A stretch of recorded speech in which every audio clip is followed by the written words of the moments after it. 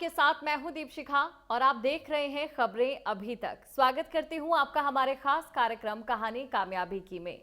एक ऐसा कार्यक्रम जो आपको मोटिवेट करता है, एक ऐसा कार्यक्रम अगर आप कामयाब होना चाहते हैं तो जिंदगी में आगे कैसे बढ़ें, उन लोगों की जिंदगी से प्रेरणा लेकर तमाम बिंदु आपको बताए जाते हैं, वो टिप्स आपको दिए जाते हैं जो आपके लिए मददगार साबित होते हैं। और आज भी हमारे साथ एक ऐसे ही शख्सियत मौजूद हैं जिन्होंने ट्रांसपोर्ट के बिजनेस में बहुत सा नाम कमाया। लेकिन शुरुआत उनकी कहां से हुई, कैसे उन्होंने अपने इस बिजनेस को इस मुकाम तक पहुंचाया, जानेंगे एसपी राठी जी से। बहुत बहुत स्वागत है सर आपका हमारे कार्यक्रम में। जय महेश। सर, कहते हैं कि कामयाबी एक दिन में नहीं मिलती, ये भी कहा जाता है कि अगर मेहनत करें तो कामयाबी एक दिन जरूर मिलती है। लेकिन आपकी कामयाबी के पीछे की कहानी हम जानना चाहेंगे, वो क्या कहती है? बेसिकली मेरा जो वर्क प्रोफाइल है या जिस पे मैं इंस्पायर रहता हूँ वो है, मैं वर्क पैशनेट आदमी हूँ। और इसके अंदर हम लोग जो है सेवा, त्याग और स्वाभिमान को साथ में कंसीडर करते हुए मैं काम करता हूँ। हम लोग भगवान महेश के वंशज हैं, तो ये चीज़ें हमें विरासत में मिली है। ये सब चीज़ों को आगे बढ़ाते हुए ये विरासत जो है हमारे अगर मैं बात करूँ तो हमारे दादाजी से स्टार्ट हुई थी। अगर यहाँ पे मैं अपने दादाजी की बात नहीं करूँगा तो ये चीज़ें अधूरी रहेगी। हमारे दादाजी जो 1930 की बात है, जब वो महाराज गंगा सिंह बीकानेर के राजा होते थे, उनकी सियासत होती थी, हमारे दादाजी उनके साथ काम करते थे। और लेकिन किसी स्वाभिमान बात के कारण उनके साथ कुछ मतलब वैचारिक मतभेद हो गया और जो राजा है गंगा सिंह जी, वो हमारे दादाजी के पीछे पड़ गए। लेकिन हमारे दादाजी ने कोई कंप्रोमाइज़ नहीं किया और वो राजस्थान के ही कम से कम 10-10 इलाकों में अलग अलग जगह रहे, क्योंकि राजा था, वो हुकूमत चलती थी, वो उनके पीछे थे।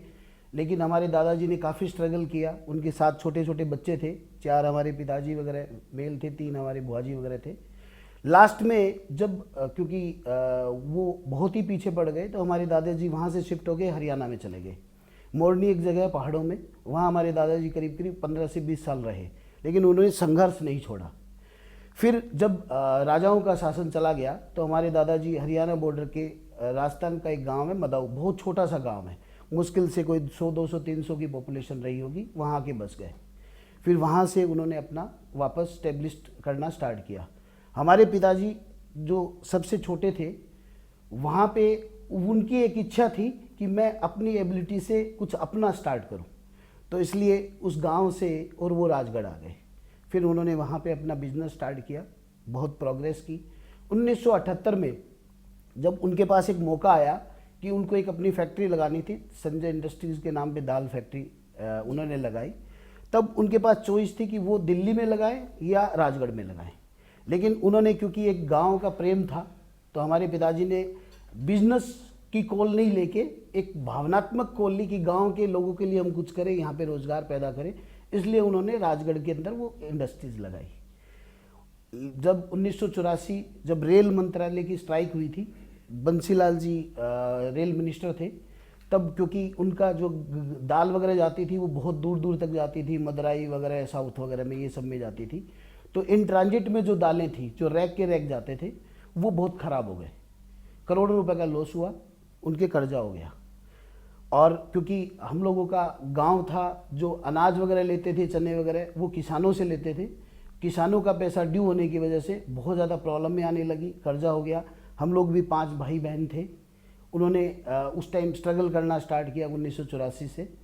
और हम लोग, क्योंकि हम छोटे छोटे थे, हम पढ़ने वाले थे, तो हम लोगों ने धीरे धीरे जब इतने स्ट्रगल के टाइम पे थे, तो हम सब भाई बहनों ने भी अपने पिताजी का सपोर्ट करने के लिए सोची। हमने कभी भी स्कूल फीस वगैरह ये सब है अपने पैसों से हम लोग बनाते थे, कमाते थे। वहीं से एक बिजनेस की थॉट स्टार्ट हो गई थी हम लोगों में। जब 10-10, 12-12 साल के थे, हमारे से बड़े भाई साहब योगेंद्र राठी, उनके साथ में हम लोग जो है माजा बनाते थे, पतंग बनाते थे, ठीक है, और उनको सेल करके अपनी फीस वगैरह भरते थे। तो ये सब हमारा सफ़र स्टार्ट था। हमारे पिताजी जो है 1989 के अंदर जब इतनी ज़्यादा प्रॉब्लम ही होने लगी उनको, और जब सर्वाइव नहीं हो रहे थे वहाँ पे स्ट्रगल करते हुए, तो फिर वो वहाँ से पलायन कर गए 1-1.5 साल के लिए बाहर। पाकिस्तान के पास में एक छोटा सा गांव है घड़साना, वहाँ चले गए थे।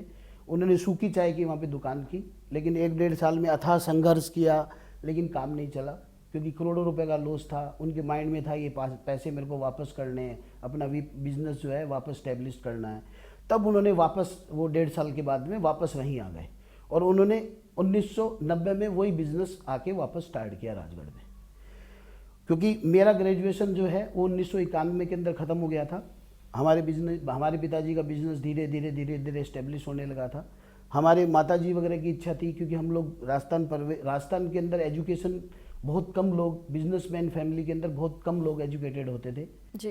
तो हमारी माताजी का सपना था कि नहीं बेटे, ये लोग तो इस बिजनेस में हैं, आप जाके बाहर पढ़िए और एक प्रोफेशनल एजुकेशन लीजिए। मैं 1991 में ग्रेजुएशन करके और फरीदाबाद आ गया। मैं सीए करने के लिए आया था, लेकिन यहाँ पे क्योंकि जो पिताजी की सोच थी हमारे, वही सिंपल मेरी सोच थी कि यहाँ भी हमें कुछ अपने काबिलियत से कुछ करके दिखाना है, कि हमारे अंदर क्या एबिलिटी है, हमें उससे कुछ दिखाना है। तो हमने जो एजुकेशन के साथ साथ में ये सोचा कि साथ में जॉब करें घर वालों को, जिससे बर्डन नहीं हो और हम खुद सेल्फ डिपेंडेंट बने। तो हमने वहाँ पे जॉब स्टार्ट कर दी, क्योंकि जैसे मैंने बताया कि हमारा वर्क पैशन है, काम से बहुत प्यार है। तो हमें 1.5 साल में उस कंपनी ने करके 5 इंक्रीमेंट दिए। जब 5 इंक्रीमेंट मिले तो हमें लगा कि यार एजुकेशन जो है, हमारा फोकस जो है वो हट गया था एजुकेशन से, क्योंकि हम काम के अंदर लग गए, कंपनी को सुबह से शाम तक काम करते थे। उसके बाद में अचानक वो कंपनी जो है वो बंद हो गई 1.5 साल के बाद में। अब वापस हम उसी स्थिति में आ गए और वहाँ से बेसिकली हमने ये सोचना स्टार्ट किया कि हाँ भी अब हम क्या करें। जब कंपनी बंद हुई थी तो उसका लास्ट में जो उनके डायरेक्टर थे वो एक स्क्रैप सेल कर रहे थे। तो उन्होंने बोला जी हम कलकत्ता के हैं, हमें जल्दी जाना है, तो हमें जल्दी जो भी पैसा मिले स्क्रैप का वो दे के हमें वाइंड अप करके जाना है।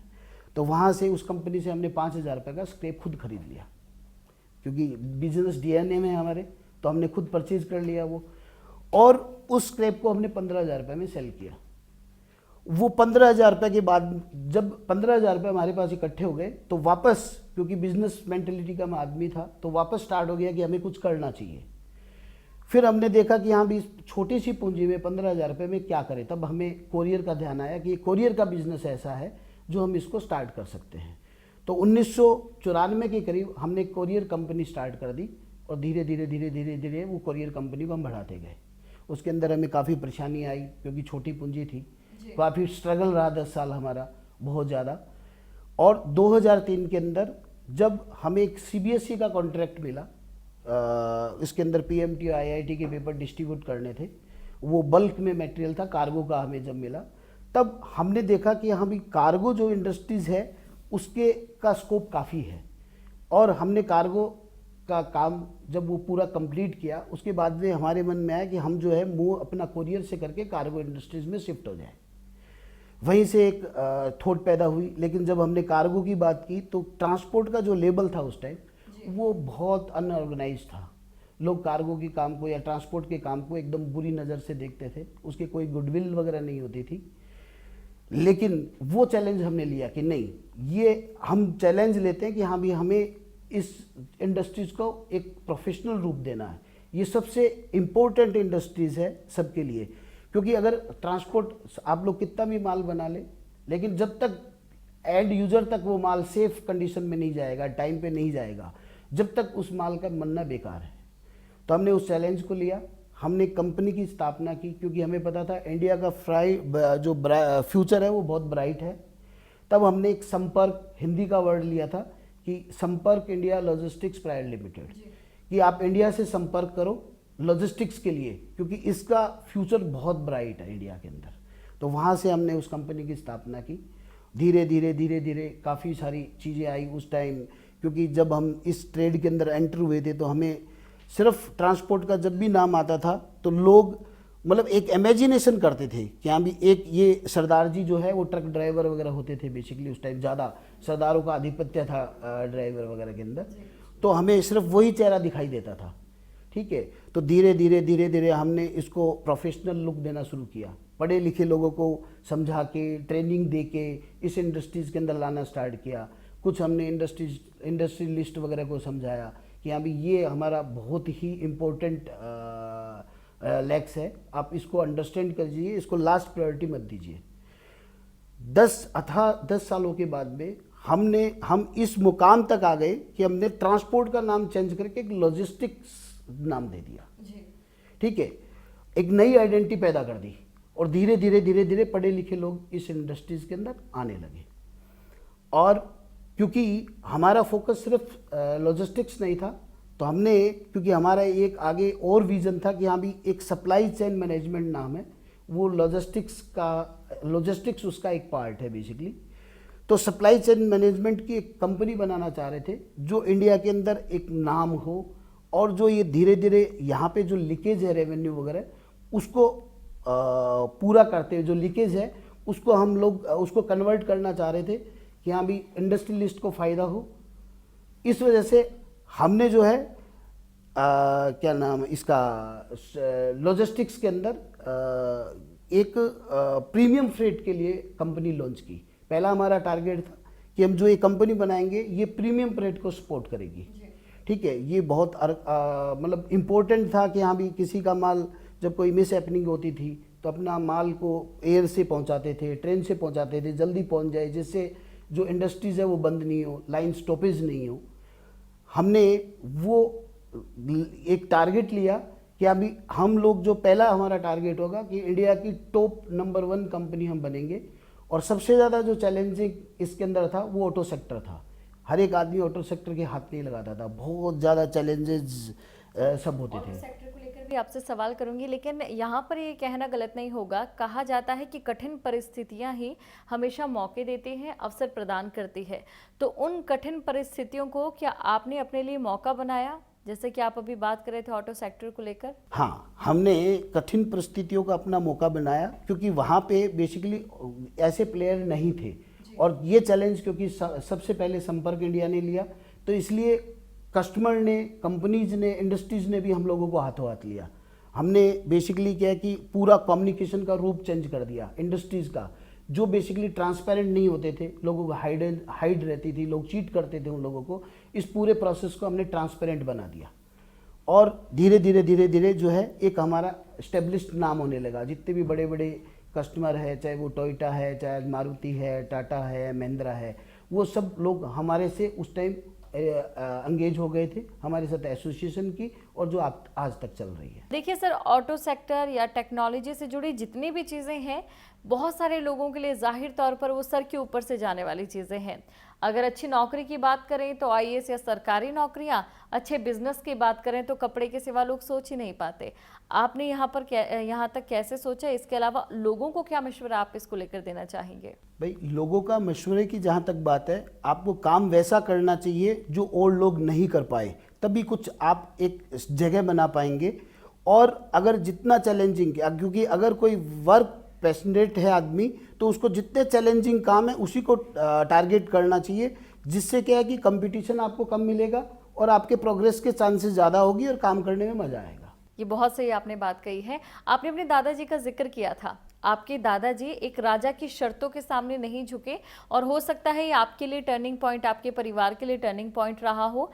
क्या अभी भी कोई ऐसी शर्तें हैं जो समाज की तरफ से, लोगों की तरफ से थोपी जाती है, जिनके सामने आप घुटने नहीं टेकते हैं? ऐसी चीज़ें अगर हम बात करें तो बहुत सारी चीज़ें हैं, लेकिन क्योंकि ये सबका अपना अपना पर्सनल मैटर रहता है कि कौन आदमी किस चीज़ को कैसे मानता है। लेकिन मैं अगर स्वाभिमान की बात करूं, जैसे मैंने आपको बताया था कि हम लोगों का जो इंस्पायरेशन है या जो है सेवा, त्याग और स्वाभिमान, तो हम लोग स्वाभिमान के साथ कंप्रोमाइज़ नहीं करते। लोग स्वाभिमान को कई बार क्या घमंड के रूप में देखते हैं।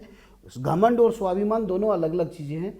अगर आप स्वाभिमान के साथ समझौता नहीं करते हैं तो आप डेफिनेटली एक जगह बनाएंगे, श्योर है, और आप प्रोग्रेस करेंगे। कोरोना के समय में एक तरफ जहां सभी बिजनेस, तमाम बिजनेस ठप पड़े हुए थे, लोगों को नुकसान हो रहा था, उसी कोरोना के समय में आप घर घर जाकर लोगों की मदद कर रहे थे, लोगों तक सेवाएं पहुंचा रहे थे। कोरोना काल नो डाउट सबके लिए एक चैलेंज था। सबको लोगों को पता नहीं था कि हाँ भाई इसके अंदर जो है क्या होने वाला है। हमें बिजनेस भी देखना था और समाज को भी देखना था। हम लोगों ने एक हमारे मित्र हैं डॉक्टर राकेश अग्रवाल, एम आयुर्वेदा के डॉक्टर हैं, ठीक है। उन्होंने इतने बिजी शेड्यूल के बाद में भी हमारे साथ 24 घंटे कंधे से कंधा मिला के बगैर सोए और लोगों की हेल्प की। हम लोगों ने भी कॉल सेंटर खोल लिए समाज के लिए कि अगर किसी को किसी भी चीज़ की ज़रूरत है, चाहे वो ऑक्सीजन की ज़रूरत है या कंसल्टेंसी की ज़रूरत है, किसी भी चीज़ की ज़रूरत है, वो डॉक्टर राकेश अग्रवाल जो है हमारे साथ कंधे से कंधा मिला के खड़े होते थे और हम लोग 24 आवर्स हम उनको हेल्प करते थे, लोगों को अवेयरनेस देते थे। किसी के पास में अगर कोई आदमी नहीं होता था, पूरे परिवार के लोग जो है कोरोना से ग्रसित हो जाते थे, तो हम जो है उनके घर के ऊपर दवाइयाँ भिजवाते थे या कोई ज़रूरी सामान है वो भिजवाते थे। तो हम लोगों ने ये समाज के लिए किया था, इससे ओवरकम हुए समाज के लोग। अगर हम बात करेंगे कंपनी की, व्यवसाय की, तो नेचुरली बहुत बड़ा चैलेंज था। हमारा जो काम है, वो जो हमारे बच्चे हैं वो डोर टू डोर जाते हैं, लोगों के टच में रहते हैं। हम लोगों ने वहाँ पे उन लोगों को ट्रेनिंग देनी शुरू की, कैसे प्रिकॉशन लेते हैं वो देना स्टार्ट किया। उनके घर वालों के लिए हम लोगों ने हेल्थ बीमा वगैरह, उनके लिए हेल्थ बीमा वगैरह ये करवाया, ठीक है। अब इसके अंदर बेसिकली जहाँ अच्छे लोग थे, बेसिकली हम लोगों को कुछ परेशानियाँ भी आई, क्योंकि परेशानियाँ बेसिकली अगर मैं एक एग्जांपल दूं, किस टाइप के लोगों ने इंटरप्ट करने की कोशिश की, फिर भी हम लोग नहीं रुके भाई। एक हमारा एक कस्टमर है भोपाल के अंदर, बहुत बड़ा कस्टमर है ओईएम का, उनके किसी मैनेजर को ये कोरोना हो गया था। हमारी टीम ने, क्योंकि रेमडेसिविर वहाँ एक इकलौता इलाज माना जाता था वन ऑफ, कि हाँ भी इससे ठीक हो जाता है, तो उनकी रिक्वेस्ट पे हमने साउथ से उसको कैरी किए 2-3 रेमडेसिविर को और वहाँ तक पहुँचाने की कोशिश की। लेकिन एमपी और गुजरात के बॉर्डर पे हम लोगों को, हमारे जो बच्चे हैं उनको पकड़ लिया गया कि नहीं जी आप लोग जो है इसका गलत इस्तेमाल करते हो, जबकि हम लोगों ने उनसे बात भी करवाई, सब कुछ करवाया। तो ऐसे सारे उन लोगों ने हम लोगों के ऊपर केस भी किया, लेकिन ऐसे इंटरप्शन आए, रोड ब्रेकर आए, फिर भी हमारी टीम जो है वो रुकी नहीं और 24/7 जो है हम लोग ये लोगों की सेवाएं जो है करते रहे। रही बात बिजनेस, दोबारा बिजनेस पे आऊँगा, तो बिजनेस के अंदर जितने भी ओईएम्स कंपनी हैं, हमने कोरोना के अंदर भी किसी की फैक्ट्री को रुकने नहीं दिया। हम 24 और ज़्यादा एक्टिव हो गए और हम लोगों ने प्रशासन ने भी क्योंकि हम लोगों का साथ दिया, हम लोगों को परमिशन मिली ऑफिसों में जाने की, हम लोगों को बाहर भी जाने की परमिशन मिली। तो हमने जितने भी व्यवसाय थे, क्योंकि व्यवसाय चलेगा तो देश चलेगा, व्यवसाय नहीं चलेगा तो देश नहीं चलेगा, तो हमने कोई भी व्यावसायिक प्रतिष्ठान, जितने भी ऑटो सेक्टर के बड़े बड़े ओईएम्स कंपनीज है, उनको रन किया। कर्मचारियों को रीढ़ की हड्डी माना जाता है किसी भी कंपनी की, किसी भी ऑर्गेनाइजेशन की, और आपने बताया कि आपके कर्मचारी कोरोना को लेकर भी लोगों के साथ हेल्पफुल होते थे और बहुत कम वो बॉस होते हैं जिन्हें कर्मचारी वाकई में पसंद करते हैं। तो क्या आपका नाम कर्मचारियों की जहन में उन बॉस में शुमार होता है? देखिए, ये तो क्योंकि हमारे जितने भी साथ में जो साथी है वो जाने, लेकिन हम लोग एज ए संपर्क फैमिली बोलते हैं भाई। एक अपने परिवार की फैमिली होती है, एक वो हमारी वर्क फैमिली है। तो जितने लोग हमारे को परिवार के पसंद है, वैसे ही हमारी को अपनी वर्क फैमिली पसंद है और उनके दुख सुख के अंदर हम लोग साथ रहते हैं और वो भी 24/7 हमारे विजन में हमारे साथ रहते हैं। हम एक दूसरे का बहुत रिगार्ड करते हैं, इसी वजह से हम लोग जो है इस सक्सेस को लेते जा रहे हैं। आपकी फैमिली ने संपर्क फैमिली को भी क्या साथ दिया है? आपको कोऑर्डिनेट किया है क्या? हर सिचुएशन में आपका साथ दिया है ताकि आपकी फैमिली का वो साथ संपर्क फैमिली के साथ में साथ मिल जाए? No doubt. देखिए, जो लॉजिस्टिक्स बिजनेस है, सप्लाई चेन मैनेजमेंट का बिजनेस, वो बहुत टाइम कंज्यूमिंग जॉब है। अगर हमारी फैमिली साथ नहीं रहती, हम लोग 2-2, 3-3 बजे तक कई बार घर में आते हैं, वो हमारे लिए खाना रेडी रखते हैं, पूरा सपोर्ट करते हैं। अगर उनका साथ नहीं होता तो हम लोग ये काम नहीं कर पाते। कहते हैं बिजनेसमैन का बच्चा बिजनेसमैन ही बनता है और बहुत कम होता है कि अगर बच्चे की हॉबी हो तो अगर उनकी, हमने हिंदी फिल्मों में भी देखा है, आपने भी देखा है कि जो बिजनेसमैन पिता वो कहते हैं कि नहीं तुम्हें हमारा बिजनेस कंटिन्यू करना है। क्या आप एक ऐसे पिता भी हैं? थोपना नहीं चाहते, बच्चों को फ्रीडम देंगे, लेकिन यस कि हाँ भी इतना बड़ा हम लोगों ने एम्पायर खड़ा किया है तो हम चाहते हैं कि नहीं बच्चे जो है इसको और आगे बढ़ाएं। आपके घर में आपकी इंस्पिरेशन कौन है? हमारे फादर। आपके फादर आपकी इंस्पिरेशन है। आपके फादर से आपने क्या सीखा जो आप आगे अपने बच्चों को सिखा रहे हैं, आगे अपने एम्प्लॉयज़ को सिखा रहे हैं, जो भी लोग आपसे जुड़ते हैं उन्हें सिखा रहे हैं? उनसे हमने वैल्यूज़, संस्कार, एथिक्स, ट्रांसपेरेंसी और सबसे ज़्यादा कि आज भी उनकी जो एज है, श्री ओम प्रकाश जी राठी हमारे फादर का नाम है, 78 ईयर्स के हैं, आज भी वो कंटिन्यूस वर्क करते हैं जी। तो उनसे हमें बहुत इंस्पायरेशन मिलता है कि नहीं जी, हमारे फादर जो है इस संघर्षपूर्ण जीवन के बाद में भी आज उनका एक नाम है, वो वहाँ पे एक बहुत फेमस हमारी फैमिली है, हमारे समाज के चूरू डिस्ट्रिक्ट के वो प्रेसिडेंट भी है। तो उनसे हमें बहुत इंस्पिरेशन मिलता है। अगर मैं कहूँ कि उनके ऊपर एक किताब लिखी जाए, एक फिल्म बनाई जाए उनके जीवन के ऊपर, तो वो भी कम पड़ेगी। बिजनेस के अलावा आप अपनी व्यक्तिगत ज़िंदगी में और किन चीज़ों में दिलचस्पी दिखाते हैं? जैसे कुछ लोगों को खाना बनाना पसंद होता है, तो कुछ अपने खाली समय में क्रिकेट खेलने चल जाते हैं। खाली समय में आप क्या करते हैं? अब तो क्योंकि टाइम खाली समय मिलता नहीं है, लेकिन अगर मैं पुरानी बात करूं तो मैंने भी क्रिकेट अपने डिवीज़न लेवल तक खेला हुआ है। तो हम लोग क्रिकेट खेलते थे, फुटबॉल खेलते थे। तो खेलों में ही बेसिकली इंटरेस्ट, जो क्रिकेट का इंटरेस्ट है वो है। प्लस उसके अलावा हमारा जो और शौक़ है वो है समाज की सेवा करना।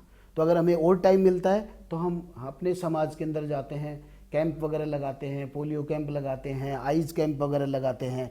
तो फिर जो और टाइम होता है हम उसके अंदर देते हैं। दिल्ली एनसीआर से आपका बिजनेस एस्टेब्लिश हुआ, दिल्ली एनसीआर को ही आपने क्यों चुना? बेसिकली जैसे मैंने बताया कि हम लोग जो है, मैं सीए करने आया था और क्योंकि दिल्ली एक हब है इस वजह से, और हमारे गांव जो राजस्थान है उसके पास में है, तो इस वजह से हमने दिल्ली एनसीआर के अंदर दिल्ली एनसीआर को चुना। आप अपने बिजनेस को लेकर अब आगे क्या सोचते हैं? अपने बिजनेस को किस दिशा में और आगे बढ़ाएंगे? हमारे एक्चुअली टारगेट है, जैसे हमने बताया कि प्रीमियम फ्रेट में हमें नंबर 1 कंपनी बनना था, वो हमने अचीव कर लिया। दूसरा जो हमारा टारगेट है वो हमें देश की सप्लाई चेन मैनेजमेंट की नंबर 1 कंपनी बनाना है और आईपीओ लेके आना है। हमें अपने आप को सेबी के अंदर रजिस्टर्ड कराना है। तीसरा जो हमारा टारगेट है बेसिकली कि जो हमारे ट्रक ड्राइवर हैं या हमारे जो फ्रंट लाइन वर्कर हैं, तो जैसे अगर आप जाते हैं एरोप्लेन में तो आपने देखा होगा पायलट की और एयर होस्टेज वगैरह जो भी होते हैं उनकी कितनी इज्जत है। तो हमारा एक एम ये भी है कि हम लोग क्योंकि इस इंडस्ट्रीज को कैटर करते हैं, तो जितना उनका रेपुटेशन है, उनकी अपनी लाइफ लिविंग स्टैंडर्ड है, वो हम अपने ड्राइवरों को वो रिस्पेक्ट दिलवाना चाहते हैं, वो स्टेटस दिलवाना चाहते हैं। ड्राइवर्स की आपने बात की, पहले आपने कहा था कि एक वक्त वो होता था कि जब ड्राइवर होते थे उसमें जो आधिपत्य होता था वो ज़्यादातर सरदारों का होता था और एक ऐसी इमेज, एक ऐसी छवि बनी होती थी। तो ये जो छवि आपने चेंज की है, ट्रेन ड्राइवर्स जब आपके पास आए हैं, एजुकेशन ज़्यादा बेसिस पर आप ड्राइवर्स को रखते हैं, आप क्या इसे एक उपलब्धि मानते हैं या आपको लगता है कि आने वाले समय में बहुत ज़रूरी भी हो जाएगा? ये सबसे ज़्यादा अगर हम बात करेंगे एससीएम की, तो सबसे ज़्यादा जो इम्पोर्टेंट आदमी होता है वो ड्राइवर होता है, उसके हाथ में सब कुछ होता है। और जब तक हम उन लोगों का, जैसे एक पायलट का एक स्टैंडर्ड होता है, एक रेपुटेशन होता है, जब तक हम उन लोगों को उस मुकाम तक नहीं पहुंचाएंगे, जब तक ये विज़न हमारा अधूरा है। सर, बहुत अच्छा लगा आपसे बातचीत करके और मैं उम्मीद भी करती हूँ कि कार्यक्रम देख रहे दर्शकों ने बहुत सी चीज़ें भी आपसे ज़रूर सीखी होगी। और अब आप हमें दीजिए इजाज़त और आप बने रहें खबरें अभी तक के साथ। नमस्कार।